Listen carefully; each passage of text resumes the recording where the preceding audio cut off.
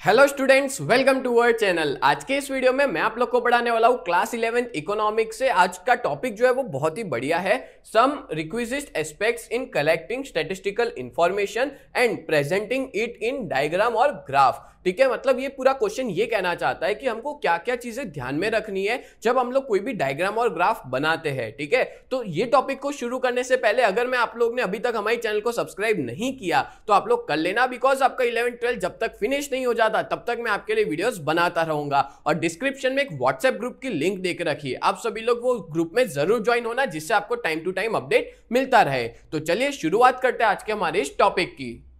यहां पे क्या देके रखा है, तो स्टैटिस्टिकल इंफॉर्मेशन होती है ना, उसको हम लोग बहुत ही आसानी से रिप्रेजेंट कर सकते हैं कोई भी डायग्राम, ग्राफ और चार्ट में। ठीक है, स्टैटिस्टिकल इंफॉर्मेशन यानी क्या, तो आपने देखा होगा एक टेबल बना हुआ होता है। ठीक है, उस टेबल के अंदर इंफॉर्मेशन जो है वो देके रखी हुई होती है और जिसके बेसिस पे हम लोग कोई भी तरह का ग्राफ या डायग्राम बना सकते हैं, और उसी इंफॉर्मेशन को हम लोग स्टैटिस्टिकल इंफॉर्मेशन कहते हैं, जो कि नंबर में होती है। ठीक है, and this are helpful in explaining some economic principles. और ये जो डायग्राम, ग्राफ, चार्ट है, ये सब हमको बहुत ज्यादा हेल्पफुल होते हैं, as well as statistical information helpful होती है इकोनॉमिक प्रिंसिपल्स को समझने के लिए, ट्रेंड्स को, रिलेशनशिप्स को समझने के लिए। And such representation also become attention catching. और ये जो रिप्रेजेंटेशन होता है वो कैसा होता है, अटेंशन कैचिंग होता है। अगर मान लो मैं आपके सामने बहुत सारा डेटा रख दूं तो आपको जल्दी समझ नहीं आएगा, पर अगर मैं उसके सामने अगर आपको ग्राफ रख दूं तो आप देख के समझ जाओगे कि ग्राफ क्या कहना चाहता है। ठीक है, and while constructing such diagram, और ऐसे डायग्राम बनाते वक्त हमको कुछ पॉइंट्स जो है वो ध्यान में रखने चाहिए, कुछ चीजें हमको पता होनी चाहिए। ठीक है,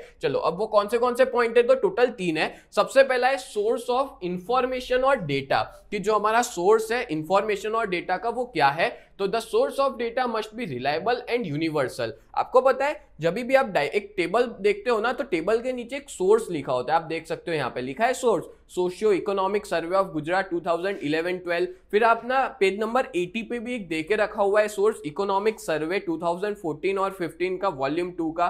तो इस तरह से अलग अलग तरह के आप लोग सोर्स देखना, मतलब जब भी आप कोई डेटा को देखते हो ना तो उसका सोर्स सही होना चाहिए। अगर उसका सोर्स गलत है तो आपके डायग्राम बनाने का कोई मतलब नहीं है। तो अगर आपका डायग्राम अच्छा बने, रिलायबल बने, यूनिवर्सली एक्सेप्टेबल हो, तो उसके लिए आपको डेटा चेक करना जरूरी है। ठीक है, जैसे for example to obtain information regarding growth and development. अगर मान लो मेरे को कोई ग्रोथ एंड डेवलपमेंट की इंफॉर्मेशन चाहिए तो मैं इंडिया के अंदर ना इकोनॉमिक सर्वे ऑफ इंडिया है, इनका डेटा यूज कर सकता हूं। और कुछ डेटा प्रोवाइड किया जाता है स्टैटिस्टिकल सेंट्रल स्टैटिस्टिकल ऑर्गेनाइजेशन, जिसको सीएसओ कहते हैं, ये लोग भी बहुत रिलायबल डेटा प्रोवाइड करते हैं। इन शॉर्ट ये टॉपिक में ऐसा देके रखा हुआ है कि जब भी आप कोई भी तरह का ग्राफ और डायग्राम बनाते हो तो बनाने से पहले आपको क्या ध्यान रखना है, ये जो सोर्स है ना वो सही होना चाहिए। अगर मान लो सोर्स एक हाइपोथेटिकल एग्जांपल है या कोई सोर्स ही नहीं देके रखा तो आपको डायग्राम नहीं बनाना चाहिए। ठीक है, and to obtain comparative data for such parameters different country of the world. आपको पता है कुछ वर्ल्ड के अंदर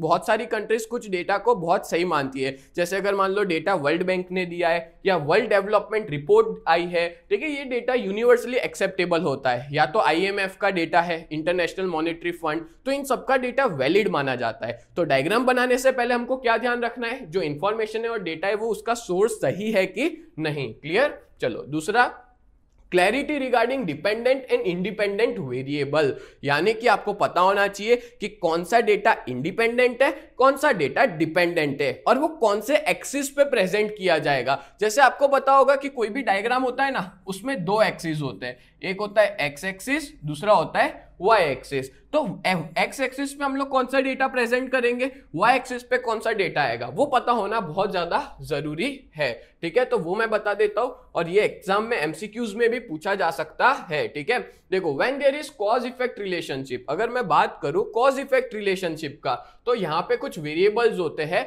अब देखो ये चीज याद रखना, जो कॉज वेरिएबल है ना, क्या कहा, देखो बहुत ज्यादा हाईलाइट किया है, कॉज वेरिएबल। इंडिपेंडेंट वेरिएबल जो है वो माना जाता है कि इसको कॉज वेरिएबल इंडिपेंडेंट होता है, और इफेक्ट वेरिएबल जो होता है ना वो डिपेंडेंट होता है। अब थोड़ा और डिटेल में एक्सप्लेन करता हूं, आपको समझ में आ जाएगा। ठीक है, कौन सी बात कर रहे हैं, तो इंडिपेंडेंट डेटा दिया होता है एक्स एक्सिस पे और डिपेंडेंट डेटा दिया होता है वाई एक्सिस पे। एक और बार ध्यान से सुनना, ये आपको अच्छे से आना चाहिए। मैं बात कर रहा हूं कॉज इफेक्ट रिलेशनशिप में 2 डेटा होते हैं, एक इंडिपेंडेंट और एक कौन सा डेटा डेटा होता है डिपेंडेंट। जो इंडिपेंडेंट वेरिएबल होता है वो कहां प्रेजेंट करते हैं, एक्स एक्सिस पे, और जो डिपेंडेंट वेरिएबल होता है उसको कहां प्रेजेंट करते हैं, वाई एक्सिस पे। यहां पे एक एग्जांपल दिया है, जैसे कॉज इफेक्ट रिलेशनशिप का एग्जांपल ले लेते हैं, रेनफॉल और एग्रीकल्चर प्रोडक्शन। अब मेरे को आप ही लोग बताओ, रेनफॉल क्या है, डिपेंडेंट या इंडिपेंडेंट है? रेनफॉल तो इंडिपेंडेंट हुआ, क्या बारिश किसी को पूछ के आती है, किसी पे डिपेंड होती है? नहीं।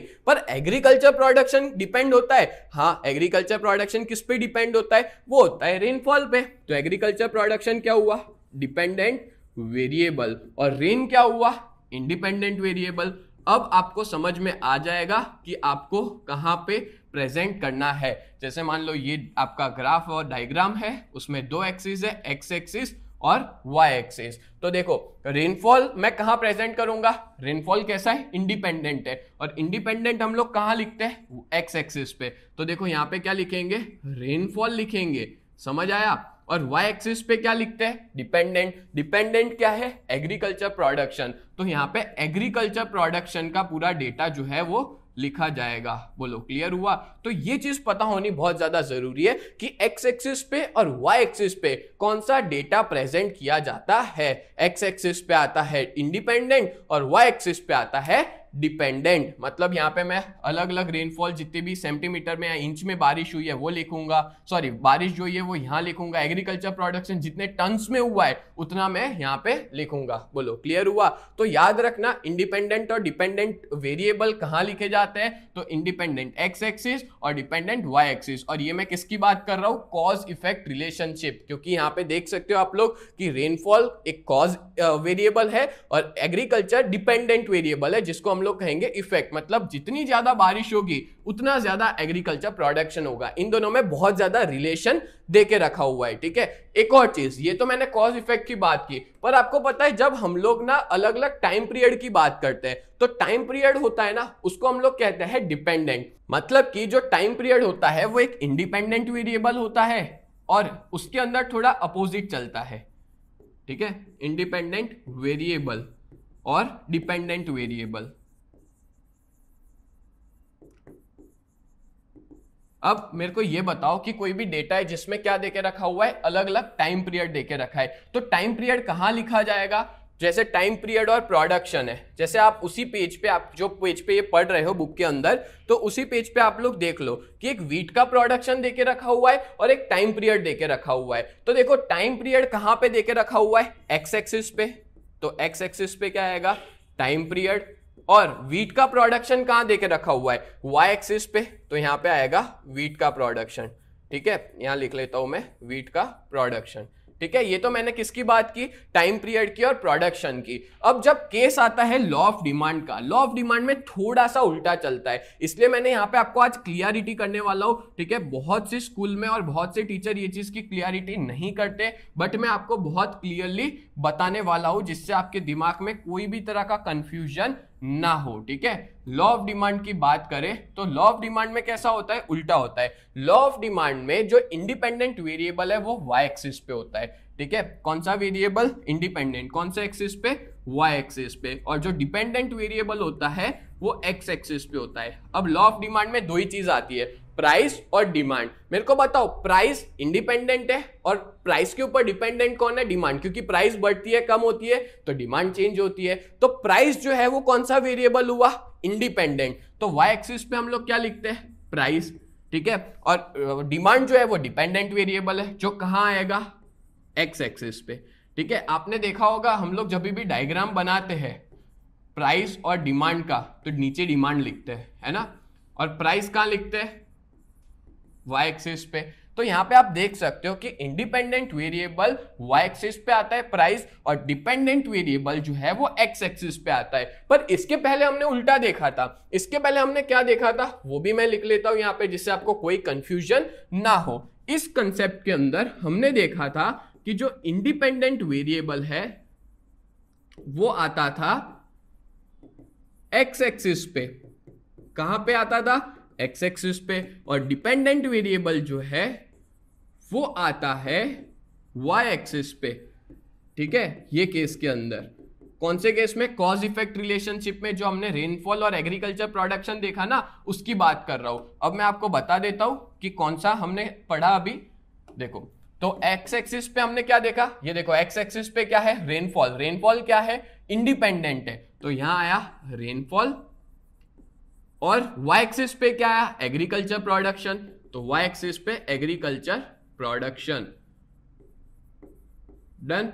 तो देखो अब डिफरेंस क्या है दोनों में, तो जब लॉ ऑफ डिमांड की बात आती है तो law of demand independent variable y पे होता है और डिपेंडेंट x पे होता है। ये आपको याद रख लेना है, ठीक है। ऐसा नहीं है कि इसमें ज्यादा समझने की जरूरत नहीं है, बस आपको ये याद होना चाहिए कि इंडिपेंडेंट y पे आता है, डिपेंडेंट x एक्सिस पे आता है लॉ ऑफ डिमांड में। या तो फिर हम कहेंगे कि जो भी आप लॉ ऑफ सप्लाई पढ़ो उसके अंदर भी सेम यही होता है। बट जब हम कॉज इफेक्ट रिलेशनशिप की बात करें ना, तो इंडिपेंडेंट आता है x पे और डिपेंडेंट आता है y पे। देख सकते हो आप लोग, डिपेंडेंट जो है वो y पे और x पे है इंडिपेंडेंट, दोनों अपोजिट है। यहां पे इंडिपेंडेंट x है, यहां पे इंडिपेंडेंट y है, ठीक है। फिर यहां पे डिपेंडेंट y है और यहां पे डिपेंडेंट x है, तो दोनों में अलग अलग होता है। तो ये आपको याद रखना होगा। ये मैं क्यों इतना बता रहा हूं पता है, क्योंकि एमसीक्यूज में आता है। अगर आप लोग नोटबुक लेके बैठे हो ना तो ये चीज लिख लेना, ठीक है। आपको याद होना चाहिए कि कॉज इफेक्ट रिलेशनशिप में इंडिपेंडेंट x है, डिपेंडेंट y है, और जब मैं बात करूं लॉ ऑफ डिमांड की तो उसमें इंडिपेंडेंट y होता है और डिपेंडेंट x होता है। डन, क्लियर हो गया। चलो अब आगे बढ़ने से पहले मैं आप लोग को एक इंफॉर्मेशन दे दूं कि आप बहुत ही बढ़िया तरीके से आपकी 11th कॉमर्स की प्रिपरेशन करना चाहते हो तो आप लोग हमारे इस कोर्स में ज्वाइन हो सकते हो, जहां पे हम लोग आपको लाइव लेक्चर्स पढ़ाएंगे, हैंड रिटन नोट्स प्रोवाइड करेंगे, रिकॉर्डेड वीडियोस देंगे, as well as regular test लिया जाएगा, 24/7 डाउट सॉल्यूशन भी प्रोवाइड किया जाएगा। और इस पूरे कोर्स में 4 सब्जेक्ट्स कवर होंगे, अकाउंट्स, टैक्स, इकोनॉमिक्स और ओसीएम, और इसकी प्राइस बहुत ही ज्यादा रिजनेबल है, 2999 पूरे साल के लिए। और अगर आपको कोई भी तरह का डाउट है, क्वेरी है, तो आप हमारे नंबर पे कांटेक्ट कर सकते हो 7202012221, जिसकी वजह से हम आपके कोई भी डाउट है, क्वेश्चन से हम आपका सॉल्यूशन ला देंगे। और अगर आप लोग ने हमारी ऐप डाउनलोड नहीं की है तो प्ले स्टोर पे यूजीटी नाम से है और ऐप स्टोर पे माई इंस्टीट्यूट के नाम से अवेलेबल है, ठीक है। आप जल्द से जल्द जाके डाउनलोड कीजिए। चलो आगे बढ़ते हैं हम लोग। नेक्स्ट है सिलेक्टिंग अप्रोप्रिएट स्केल। अच्छा, सिलेक्टिंग अप्रोप्रिएट स्केल का मतलब क्या होता है कि जब भी हमको एक सिस्टमेटिक ग्राफ बनाना होता है क्लैरिटी के साथ, अप्रोप्रिएट साइज के साथ, तो हमको प्रॉपर स्केल जो है वो लेना पड़ता है दोनों एक्सिस पे, एक्स एक्सिस और वाई एक्सिस पे। और ये जो स्केल्स है वो क्या रिप्रेजेंट करता है, एक्चुअल डेटा। जैसे एक एग्जांपल देता हूं, अगर मान लो आपका जो डेटा है वो बहुत बड़ा हो जा रहा है तो आप लोग ना इन थाउजेंड्स, इन लाख लिख सकते हो। इसको इतना बड़ा डेटा को प्रेजेंट करने की कोई जरूरत नहीं है। जैसे आप देखो एक टेबल दिया है, आपकी बुक में ही सही दिया है, ठीक है, उसी पेज पे है कि ईयर है, प्रोडक्शन है लाख टन्स में। देखो क्या कहा, लाख टन्स में प्रोडक्शन देके रखा हुआ है, ठीक है। तो यहां पे मैं सबके पीछे 0,0,0,0 नहीं लगाऊंगा, मैं खाली डेटा लिख लूंगा और ब्रैकेट में क्या लिख लूंगा, ये डेटा किस में दिया है, लाख टन्स में देके रखा हुआ है, ठीक है। And hence it is represented after converting it into the major on appropriate scale. और यहाँ पे मैंने प्रॉपर मेजर्स के साथ इसको कन्वर्ट कर दिया, क्योंकि एक्चुअल डेटा ना लाख टन्स में होगा, मतलब इसके पीछे बहुत सारे 5 जीरो लग जाएंगे, ऐसा समझ लो इसके पीछे, ठीक है। तो इतना सारा डेटा, इतना बड़ा डेटा नहीं लिखूंगा, क्योंकि जब आप डायग्राम बनाओगे तो उसमें भी इतना सारा डेटा लिखोगे तो बहुत हेक्टिक हो जाएगा। सो दैट्स व्हाई हम लोग खाली क्या लिख लेंगे, इन टर्न्स। और जब आप डायग्राम भी बनाते हो ना तो भी आप यहाँ पे लिख लेना, जैसे वाई एक्सिस पे आपने क्या किया है, टर्न्स में, तो 0.5 सेमी इक्वल्स टू 10 टन्स, ठीक है। वो चीज भी हम लोग आसानी से लिख सकते हैं। और जैसे एग्जांपल भी दिया है, distance of 1 semi equals to 10,000 units, yes, ऐसा भी लिख सकते हैं। And 1 semi equals to 5 years, ये भी लिख सकते हैं, ठीक है। And such scales are taken on both the axis, और ये जो स्केल है वो दोनों एक्सिस पे हम लोग प्रेजेंट करते हैं, चाहे वो एक्स एक्सिस हो चाहे वो वाई एक्सिस हो। बोलो क्लियर हो गया। तो हमको अप्रोप्रिएट स्केल लेना है, बड़ा डेटा होता है उसको कन्वर्ट कर लेना है छोटी अमाउंट में, और ब्रैकेट में क्या लिख लेना है, इन लाख टन्स। बोलो क्लियर। तो इस तरह से मैंने टोटल 3 पॉइंट समझाए कि जब भी आप कोई भी ग्राफ और डायग्राम बनाते हो तो आपको कौन सी चीजें ध्यान में रखनी है। तो उम्मीद करता हूं ये पूरा लेक्चर आपको बहुत अच्छे से समझ में आया होगा। ऐसे ही वीडियोस देखने के लिए आप लोग हमारे चैनल को सब्सक्राइब करें। तो मिलते हैं नेक्स्ट वीडियो में, तब तक के लिए bye and thank you so much.